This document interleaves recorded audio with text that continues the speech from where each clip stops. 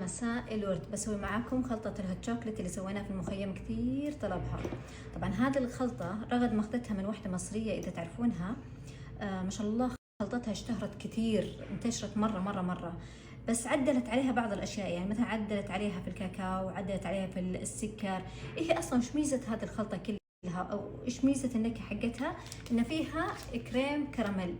يعني لما ذقتها يا بنات كأنها ضايفة بندق، كأن فيها بندق، فأعطاها نكهة مختلفة تماما.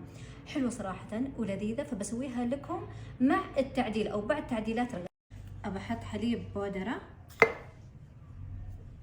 وعليها كاكاو بودرة، بس مهم يا بنات أنكم تختارون نوعية ممتازة، لأن الهوت شوكليت يعتمد على نوعية البودرة. وسكر مطحون، وبعدين شوية من الشوكليت شيبس، شوية نسكافيه ونشا، وظرف كريم كراميل، ورشة ملح، هذا من إضافات رغد. الملح يبرز النكهات، ورشة فانيلا. وهذه الخلطة صارت جاهزة. على كل كوب حليب ملعقتين من الخلطة، يعني متى ما طقت في بالك واشتهيتي هوت شوكليت تسوينه بسهولة. وهذه الخلطة صار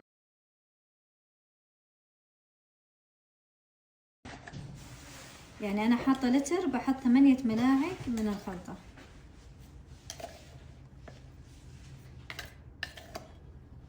وصلنا الحين 7 8. بس مهم أخلطها على البارد، لازم تذوب قبل لا أحطها على النار.